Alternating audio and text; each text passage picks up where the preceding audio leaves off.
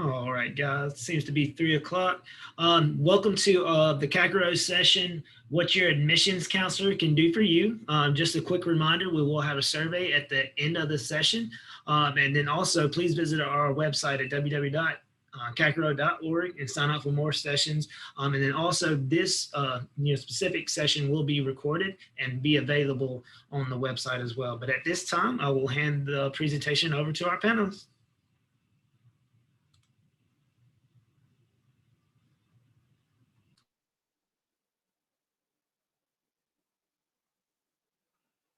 Hi, everyone. Thank you for joining us this afternoon to learn about what your admissions counselor can do for you. My colleagues and I are going to tell you a little bit about each of our institutions, just so you have an idea of our backgrounds and the types of students that we work with. And then we will tell you all about why you should get to know your admissions counselor, how to do that, and we'll provide you with lots of great questions that you can ask them to get that relationship started. So I am Jordan Richards. I'm Associate Director of Admissions at Meredith College. We are a small private liberal arts institution in Raleigh, North Carolina. We are a women's college at the undergraduate level.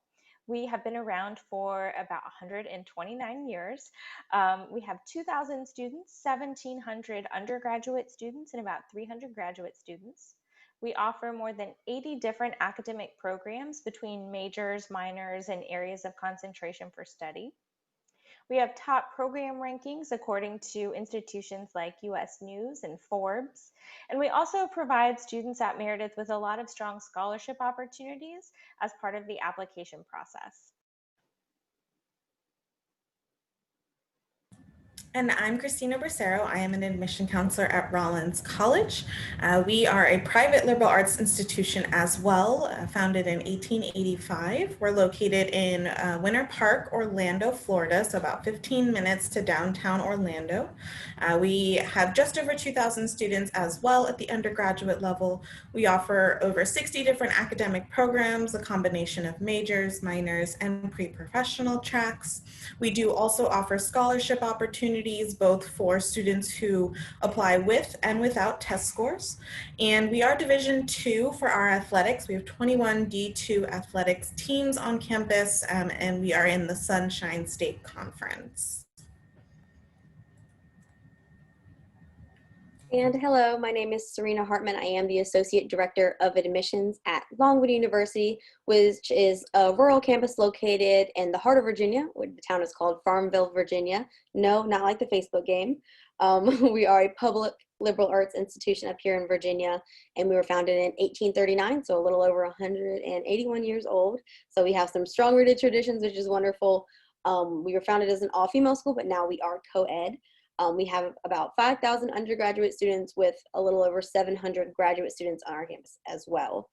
So we have over 100 different areas of study, so majors, minors, concentrations, things like that, with multiple scholarship opportunities through our merit-based scholarships, Division I athletics, as well as different things that you can do with the Honors College and things of those natures. We are Division I in athletics, like I said, part of the Big South Conference in the NCAA. So we can go ahead and get started. So now we're going to jump in to see what your admissions counselor can do for you. So we're going to go over some of the areas such as, how and when to connect with your admissions counselor, understanding the benefits of working with your admissions counselor, as well as some of the great topics to discuss with your admissions counselor while you're looking through, the college search process and after you begin that process. So before we jump in, it is really important to know the role of an admissions counselor. So essentially, a college admissions counselor is there to help students with the college search and application process from start to finish. So every school that you are looking at should have somebody available within their admissions department that's there to help guide you along the way. So now we're going to jump into how you actually connect with your admissions counselor. The first step is to do a little bit of research. So after you have an idea of any of the colleges or institutions that you're interested in, you can go onto their website and actually look through the admissions counselors that they have on their admissions page. So this way you can find the exact person that manages your area. You can even learn some fun facts about them. I know on our page we have little, fun tidbits about our counselors so that you can kind of make more of a connection. And if you actually can't find that information, or if it's not just 2 or 3 clicks away, when you're looking on the site, you can actually reach out directly to the admissions office, and they can make sure that you get connected with the individual that kind of manages your territory or your area.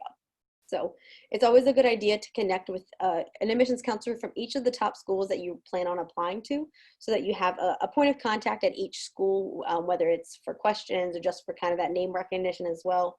So that's always a great idea to kind of get connected that way. The second step is really just to actually make the connection. So there are so many different methods of communication, so you can really find which way is best for you. We have email, which is super efficient and is a great way to kind of start the connection. It's also one of the better ways to discuss private or confidential matters such as personal information, financial aid, etc. Things that are a little bit more detailed and specific to you, just so that I know for a lot of schools, they're actually not able to contact students unless they have them in the system, things like that. So a great way for that. It's important to also know the best way for the different types of questions that you do have. So for example, some answers can get a little lengthy, so email would be a better option instead of maybe a text. Or if it's something that you want to be able to refer back to, maybe you don't want to do a phone call, you'd rather do either a text or email where you can kind of go and search through to find that answer again. Also, quick things like yes or no might be awesome for text, where it kind of seems a little bit, a little tedious to do an actual whole email for it. So definitely kind of keeping that in mind when you're picking which type of communication you're going to use is important. We also have phone call, which is a great way to kind of talk through some of the questions that you may have, or even get some clarification if you maybe recently visited or you see something on the website but you're not 100% sure of what it means or what you need to do or what the next steps are. You can definitely pick up the phone and give us a call. It can be a little difficult during the busy admissions travel season, which is typically throughout the fall. In any normal year, situation will be pretty unavailable in the fall. So we start, September to November, we're on the road. So you can definitely get us, but by phone it might be a little bit more difficult. You might jump into that phone tag section. So I always recommend that if you do call an admissions counselor, make sure that you leave a voicemail as well as the best time to kind of reach you again. So instead of having to do, 3 or 4 phone calls before connecting, I always have my email also on my voicemail so that you can connect that way. Something awesome is that I want to say almost every admissions group that I know actually will text as well, which is super convenient. It's a great way to ask those quick questions. And like I said, the convenience is incredible. So whether it's like an event that you're at and you need to kind of write down information, or just a quick yes or no, that's an awesome way to kind of connect. And we also have in-person connection. So this year is obviously a little bit different, but usually you can set up a campus visit where you can actually visit the school and meet with your admissions counselor kind of face-to-face. We also have options where counselors are traveling in their designated areas, so they're probably familiar with your high school, and you can actually set up a visit when they're in your high school, so they come to your local area and you can meet with them then, which is awesome. So we do have some virtual options because they're becoming more popular, which we'll talk about a little bit later. But finally, another important connection is that you, the student, makes the connection. While counselors, love to connect with families, parents, anybody that's kind of helping you out with this process, it is super important that you make a connection, because it's not your parent's name or your sister's name on the application, it's you. So we want to make sure that we have that strong connection with you as an individual. The next point that we're going to kind of talk about is when is the best time to connect. I know it's a little bit different for everybody. So the general timeline for college communication starts towards the end of your junior year, just to kind of prepare for upcoming events, the application process, questions that you may have surrounding that. I typically recommend students to reach out before and after applying, but definitely sometime throughout your time, your senior year, that's when you want to make sure you have a good, strong connection. But it's always best to be proactive. So the earlier, the better. It is okay to reach out whenever you have a question. That's typically when the outreach will start, but it's also great to kind of just put your name out there and start the introduction process so that when we see different things, we have that name recognition. So that's also something great to keep in mind. So always, just call, text, email, introduce yourself. And while it is awesome to start the college search process pretty early, you should be mindful that information does change. So things such as procedures, deadlines, requirements, they can change from year to year. So if you're starting, freshman, sophomore year, you really need to make sure that you're, focusing on the connection and less on the numbers and things like that. Alrighty, so Finally, the last part about connecting that I want to address is the virtual way. So now that safety is kind of everyone's primary concern during these unique and challenging times, virtual visits and connection opportunities are becoming increasingly more popular and widely available. So I definitely want to make sure that you take advantage of those opportunities. It seems like Zoom is the new normal. So make sure that you jump into all of the virtual information sessions, events, tours, whatever you can. I also included some screen grabs from each of our institutions that show how easy it is to find virtual options on all of our websites and things like that. So the takeaway is that connection is key. Making sure you find the right school can be pretty difficult, but it should be pretty easy to actually connect with your counselor. All right, thank you so much, Serena. So now we'll move into what are the benefits of actually connecting with your counselors. We know that you guys as students are quite busy now, especially trying to juggle the virtual world, but between schoolwork, potential co-curricular activities, and anything else that you have going on, adding the task of trying to reach out to your admission counselors, especially if you're applying to a number of schools, might seem stressful. But we really want to let you know that we're here to just help relieve some of that college search concern and stress. And these are just some of the benefits of connecting with your counselor at your top schools. So one, you really do make that personal connection. So for me, it's really wonderful when I, get your application and I'm reading it and I'm able to, reflect back on, I spoke to this student. I did the, had an email with them, I had a phone call with them, they came to campus and visited, and be able to, go back to that and just have that connection. It also demonstrates interest. I know at least at Rollins specifically, we do sort of check how you've been interacting with us and what events you might have attended or, ways that you've engaged with your counselor or just with the admission office in general. So that's definitely part of our review process when we're looking at your application. And so you could also ask your counselor at other schools if, that is a part of their application process when reviewing your application. It does also eliminate just the stress, the worry, feelings of wasting your time. We all know that websites can look quite different depending on what school or university you're looking at. And so sometimes your counselor might just be, that one-stop shop that really helps you find either a direct link to a question that you have or just, quickly being able to explain it without you feeling like you have to go through a bunch of different pages and you're confused.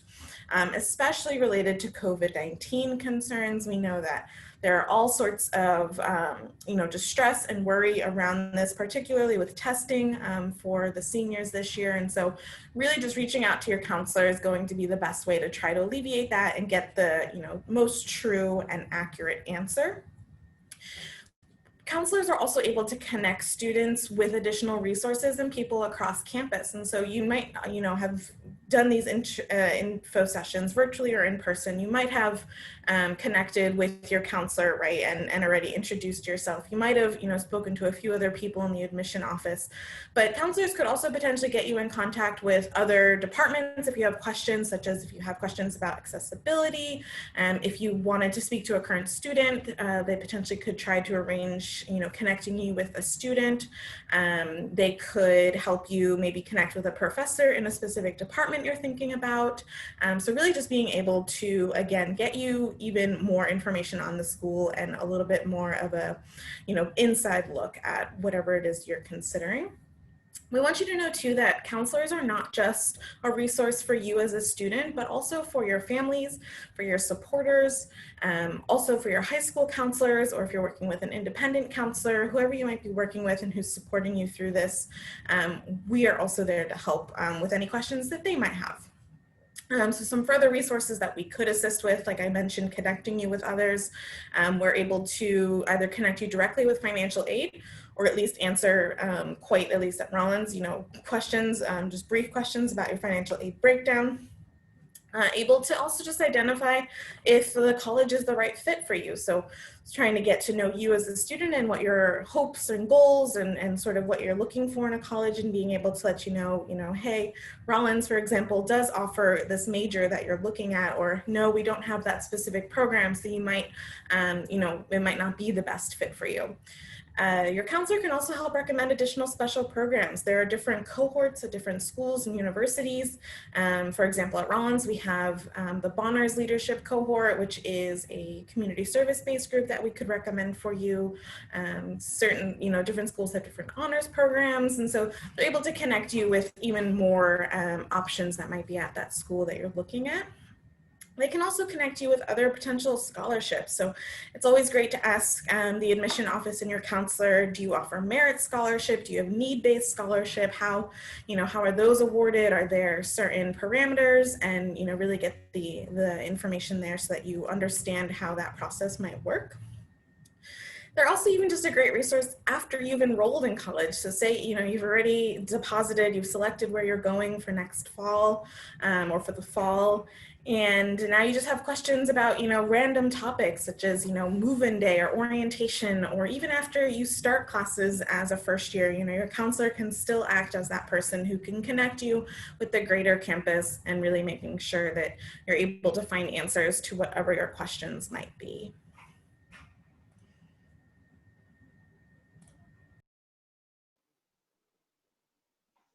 All right, so now that we have convinced you of the benefits of why you should connect with your admissions counselor and told you a little bit about the different ways to connect with your admissions counselor, I'm now going to talk to you about the types of questions that you can ask, some different topics of conversation. I know that it can seem nerve-wracking or sometimes intimidating to reach out to someone who is potentially going to be reading your application and deciding whether or not you're admitted into the college, but really it can be a beneficial relationship for both of you. Admissions counselors love to share information about their home institution with prospective students, and obviously as a prospective student, you want to learn more about the college. So having these conversations can be a great way to strengthen your relationship with your admissions counselor. I know at this point you might not have a ton of experience working or professionally networking, and this is another great opportunity to build up those skills. Applying can be overwhelming. The college search can seem overwhelming, and you don't need to know the answers to all of these questions or remember the answers to all these questions at many different institutions, but it can be really helpful to know the right questions to ask. So I have a bunch of different slides for you about all kinds of different topics, starting with college applications and materials. I encourage you to write down any of these questions that are interesting to you or that might be applicable to where you are in your college search process right now. So write them down, steal them, ask your admissions counselors, and I'll also provide you with a little bit of general background about some of these questions. And kind of provide some answers to these questions in a general sense so that when you go into conversations with your admissions counselor at a specific institution, you're prepared for the conversation. So in terms of college applications and materials, a great question to ask is, do you accept the common application, the coalition application? Sometimes schools have their own applications. Sometimes it's all online. Sometimes there are written versions. There are a lot of different ways that you can apply to college. So asking what types of applications are available to you as a prospective student is a great way to learn more about the process.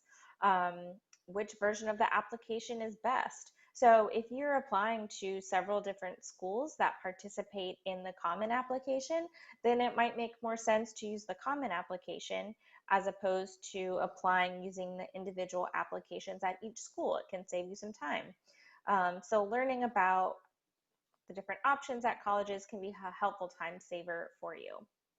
How can I apply to the college for free? Many different colleges have a variety of ways that your application fee can be waived. Some colleges don't even have application fees, so that's a great thing to know as well. There are a variety of ways to have your fee waived. Some of them involve submitting some financial information. In the state of North Carolina, we have College Foundation's College Application Week, and so many colleges will waive the application fees that week. I know my home institution, Meredith College, does. So any student that applies to college that week can apply for free. Can be a great way to save some money in your college search, and your admissions counselor is a great person to ask about that. Are you test optional? And what does that mean for my application? So if you have been keeping up with the wonderful world of SAT and ACT testing, which I'm sure you have, it can be pretty tricky to actually sit down and take the test. So many colleges have chosen to waive the requirement for students to submit an SAT or ACT score as part of the application process. So that's great news for a lot of prospective students, but it also means that colleges will be looking at other parts of your application a little bit more closely because they don't have those test scores to look at. So it can be helpful to learn what parts of the application the colleges that you're most interested in are really going to be taking a look at. How many recommendation letters should I submit? Some colleges require recommendation letters. Some have recommendations as an optional portion of your application. Some limit the number you can submit. Asking a teacher or a mentor or maybe a supervisor at work can be a little nerve-wracking, and it can be a big task to have folks write so many letters of recommendation.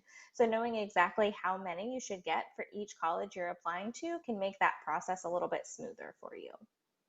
And what's the most important part of the application? So kind of circling back to that test optional and what does that mean for my application question, are there certain pieces that a college that you're interested in really focuses in on? I know at Meredith, the essay is a really important part of the application. So I always try to express that to students so that they can feel more prepared and more confident in their application when it's submitted. Application deadlines and decisions. So like my colleagues mentioned, these can change from year to year. So it's important to keep up with the newest deadlines or changing deadlines from year to year. Learning about the difference between early decision, early action, and regular decision. So not all colleges offer all of these different options, but in general, early decision is a binding deadline, meaning that if you're accepted to the college after applying early decision, you'll withdraw your application from consideration at other schools and you intend to attend that college. Early action is often an earlier deadline, but it's not binding. So you have all the way until National Reply Day of May 1st to decide where you'd like to go to school. And regular decision. So it's a little bit later in this school year, giving you more time to apply. And again, most likely you'd have until May 1st to decide where you'd like to go to school. So learning about the differences between those application deadlines at different schools can be helpful. This last question listed here, is there a benefit to applying for one deadline over the other? Some schools have preferential housing for students who apply early. For some schools, there's no difference. It really just depends.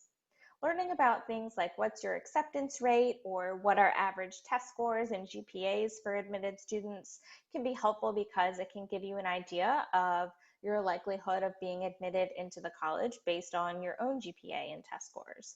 Of course, it's worth noting that many colleges look at information outside of those numbers, but those numbers can be helpful in giving you an idea of your likelihood of being admitted. When will I receive my admissions decision and how are admissions decisions released? So some colleges will release decisions all at once online. Some will send them out in the mail. That's what we do at Meredith. Sometimes admissions decisions will be rolled out as they are available. That's called rolling admissions. So it's important to know how you might get that admissions decision so you're not, constantly refreshing your inbox or waiting at the mailbox and it turns out, you should have been doing the other thing all along. How are admissions decisions released? So kind of just what we went over. Do you have a wait list or do you defer students? Sometimes colleges have different options available for students who aren't right out admitted, or for students who are denied. There could be an appeal process. There are a lot of different ways to learn about what your admissions decision means and how that is communicated to you. Student life and organizations. So many admissions counselors actually attended the schools that they work at and about just as many admissions counselors attended a different school. So sometimes you'll be able to hear about things from your admissions counselor's perspective as a former student, and sometimes you'll get to hear about it kind of as an outsider to the institution who became familiar with it from their professional perspective. So what are some popular ways that your students spend time outside of the classroom? Do you have Greek life on campus? Does your school have club sports or only varsity sports? Can students start their own clubs, or are there ways for students to participate in activities at other campuses? What kind of leadership opportunities are available? So I encourage you to think about the activities that you participate in currently in high school. And if you're interested in continuing those, kind of thinking about questions that address that subject. If you are thinking of an activity you'd like to participate in college that's not currently available to you, that would be a great thing to ask your admissions counselor about.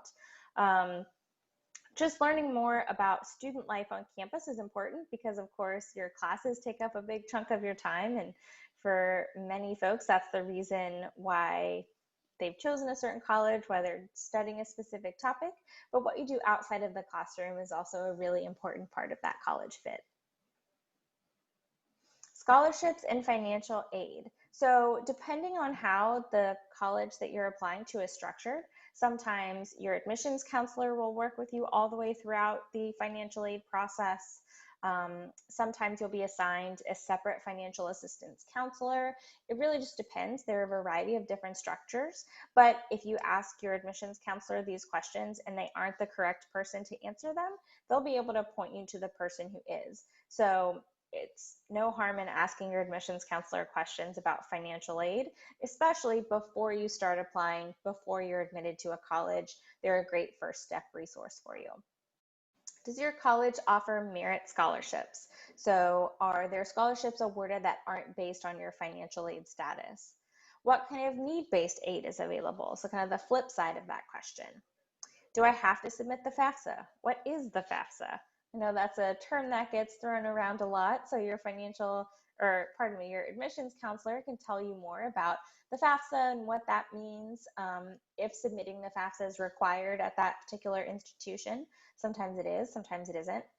What options are available to me if I can't submit the FAFSA? So certain students aren't eligible to submit that information, and many colleges have different forms that can be submitted to give students the option of receiving financial aid. I know at Meredith we have something called an institutional aid application that's available for students who can't submit the FAFSA. What should I do if my family has a unique financial situation? So I saw recently a question posed by a counselor whose mom won a lottery, and so that affected their financial situation, and so they were trying to figure out how to communicate that best on the student's FAFSA. What should I do or can I bring outside scholarships with me to your college? So some colleges will allow you to have scholarships that have been awarded by outside organizations like a Rotary Club or something like that, and you can stack that on top of the financial aid that's already been offered to you by the college. So learning about that process will be really helpful for you as you're looking at outside scholarships. And then when should I start applying for financial aid? So the FAFSA opens up every year on October 1st, but are there different deadlines for specific colleges that you should be looking out for? All of these questions are going to help you to get a better idea of how you should approach getting financial aid at a particular college. College fit. So this is a topic that gets talked about a lot with admissions, and there are all different kinds of pieces that inform a college fit. So of course, certain academic programs, financial aid, different features of the college, they all play into that idea of a college fit. How big is your college? What does that mean for class sizes and living on campus? So for larger colleges, obviously you might have larger class sizes or more limited opportunities to live on campus. Smaller colleges, there might be more flexibility.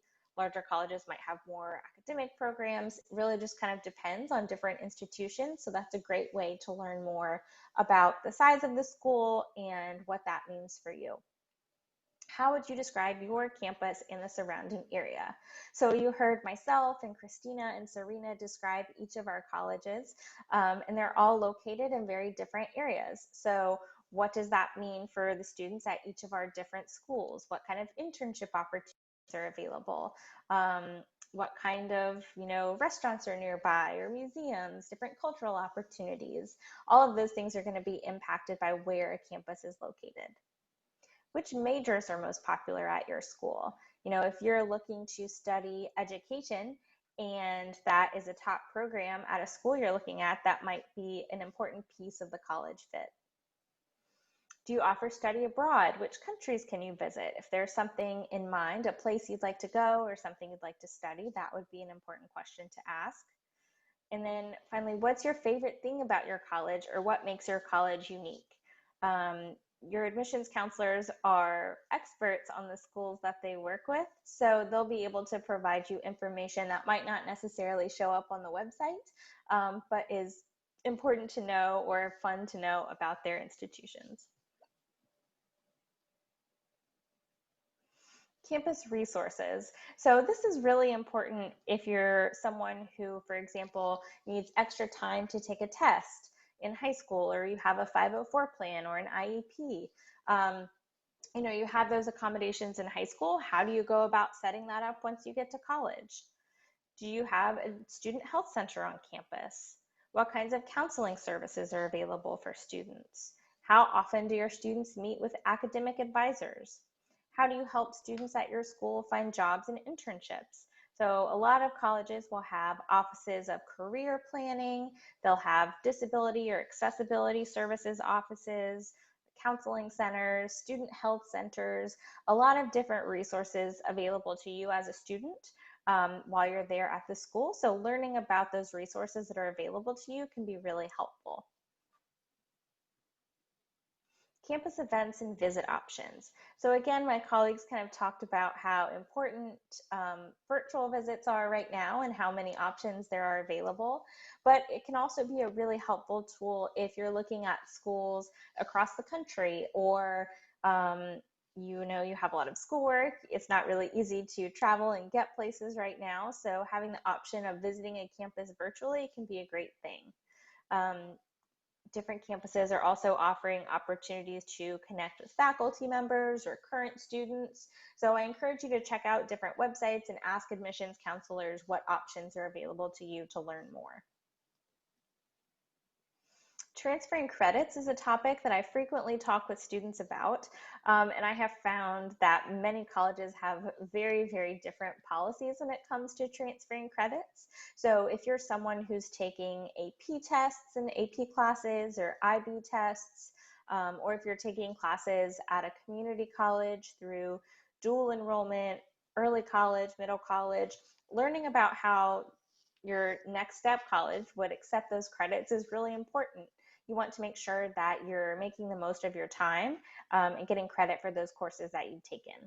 So asking questions about how they transfer, articulation agreements with colleges, if you should apply as a transfer student or as a first-year student, how that could impact your financial aid. All of these are important questions you should ask your admissions counselor if you're bringing any kind of credit with you from high school.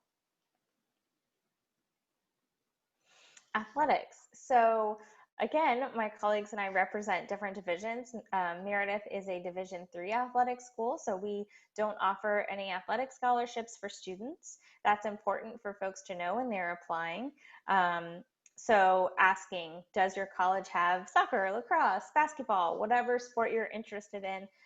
It's important to ask about that as part of the admissions process if you're interested in playing a sport in college.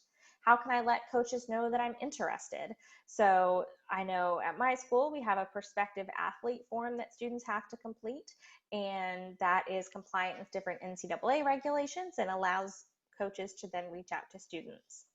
Learning about what conference a school is in, what division, how many student athletes are at a school, can a student athlete still study abroad and have internships? Is there special housing for student athletes? What kind of financial aid is available for student athletes? These are all important questions that your admissions counselor can help you with.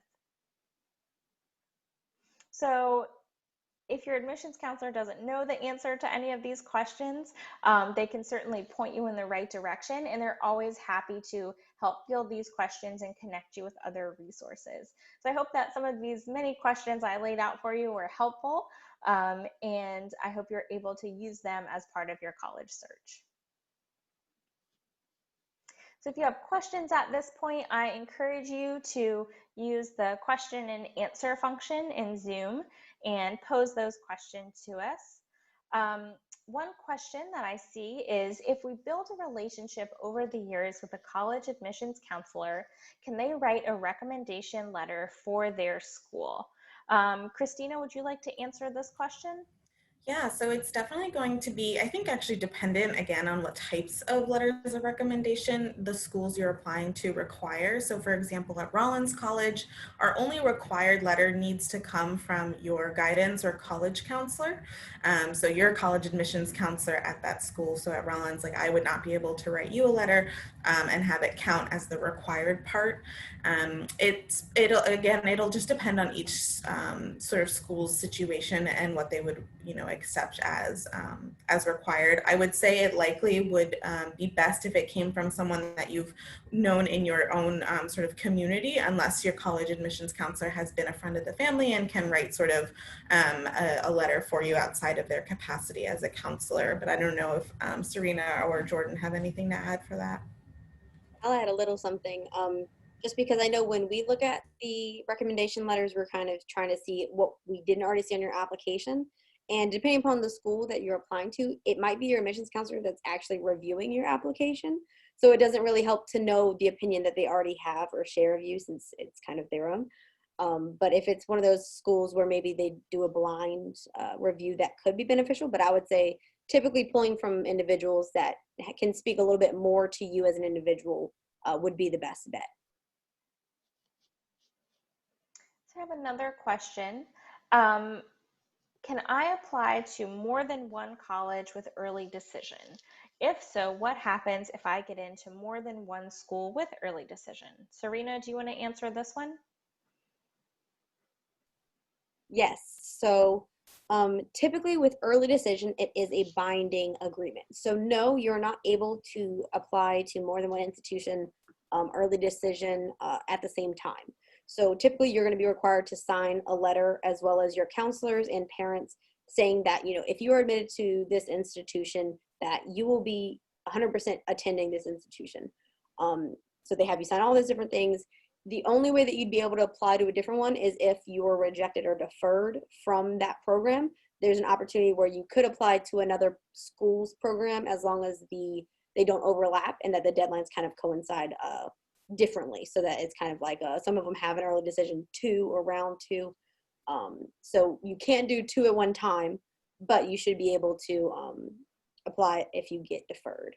So typically, if you want to do multiple applications, early action is the non-binding option. So you can choose early action instead of early decision. Another question, do you typically send the same recommendation letters to all the schools that you apply to? So I'll answer this question. It really depends on the different schools that you're applying to. So sometimes a college will have a specific form that they'll want someone to complete as a recommendation. And so in that case, you wouldn't be able to use the same recommendation letter. Some colleges are more flexible and just can accept a general letter of recommendation. So that would be a great question to ask your admissions counselor at a specific school. What form do the recommendation letters need to have? Can I submit a letter? Is there a specific form that needs to be completed? What's the best way for me to get that letter of recommendation to you?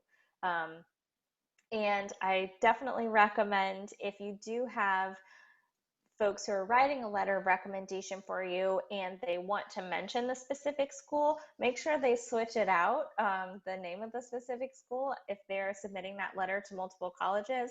I've certainly read many letters of recommendation that list the wrong school name in them, which, I mean, I'm not going to hold that against the person that I'm reading that letter of recommendation for, but it's just something to be aware of if you're asking someone to submit a letter of recommendation to multiple schools. I also want to add on to that too in your college essay, if you're doing the Common application and say, you're applying to multiple schools in the Common App, and in the essay, if you answer the standard question, but you are very school specific, just be very careful about that because that essay will go to all the schools. And so they'll sort of see you mention that in your essay as well. If it's a, additional supplemental question that's required by a specific school, then that's a different story. But for that first general essay question, just also be mindful of that. It's a great point, Christina. Thank you. All right, let's see. So another question that we have is, what should I write my essay about, and what are readers of those essays looking for? Serena, do you want to take a first take of that question? Sure. So one, this is also quite dependent upon the institution that you're writing it for. A lot of schools will actually have specific prompts that you are supposed to follow. They'll have, a word limit, what you're supposed to write about, or you can kind of choose from a few select kind of pre-thought up prompts. But then they also have options for personal statements. So we don't require any essays. So we have the option for personal statements. And then our nursing program does require an essay, but it's pretty much why you want to be a nurse, 250 words. So anything over that, the nursing committee actually, I don't think thoroughly reads. They read like the first portion because that's what comes out. But we want to make sure that you're going to show us something that your application doesn't. I've seen a lot of students that'll write essays, saying, oh, well, I'm a 3.8 student, honor roll. That's all stuff that I saw on the application. So it's great. I'm glad that you recognize it and can highlight that. But personally, I know when I'm reading essays, I'm looking for things that kind of would make you a great fit and a great addition to the community on campus, and things like that. So I would say definitely write something that kind of sets you apart. It doesn't have to be, the biggest struggle anybody's ever encountered ever, because some people don't have those, and that's okay. Some people do, and they want to write about it. So pretty much anything that you think is specific to you or that has made you become the individual that you are today is a good topic. Also, speaking to the admissions counselors of what they've read, what sticks with them is also a great topic to kind of discuss with them for the specific schools that you're looking at. I like to tell students that I'm working with, your essay is a great place to provide any information that doesn't show up elsewhere on your application. So exactly like Serena, you said. And I also encourage you, if there is, and I mean, it again is different for every school, but if the school that you're applying to does accept personal statements, or you can kind of create your own essay topic, if there is something that has happened to you that would provide context for other things in your application. So for example, if you were diagnosed with ADHD in the 10th grade and you started getting accommodations after that and your grades really took off, if I'm looking at your application, I can just see the grades. I don't know what happened there. So if you're able to provide more context to a situation like that, that can be really helpful for the person reading your application. And again, that's not required. It's as much as you're comfortable sharing and as is appropriate with the different essay prompts that you're given and opportunities on the application. But it's a great thing to ask your admissions counselor about. Is this something that I can include in my application? Where should I include it? All right, so we'll do one more quick question. Are deadlines the same at every school? Christina, want to take that one? Yeah, so no, definitely not. So I really recommend for all the schools that you're applying to, your top ones especially, that you definitely go and find those deadlines. Schools could have a rolling deadline so that there's no official deadline. They just take applications as they come in and read them. Some schools are going to have very hard deadlines. And then the deadlines are going to differ whether you're early action, early decision, or regular decision. And then there's, even within, at least at Rollins, within the regular decision, we also have a priority scholarship deadline versus just our final deadline for regular decision. And so just to be mindful of, thinking through those and looking at different schools' websites, or again, reaching out directly to your counselors. They're going to have the most up-to-date information. I know some schools are also, especially with COVID-19 this year, adjusting what their previous deadlines typically used to be. So some deadlines are being pushed back. So if you had looked, in your junior year and oh, November 1st was the deadline, double check again, because it might be later now. So just, reaching out and checking those pages for any up-to-date information is going to help you out.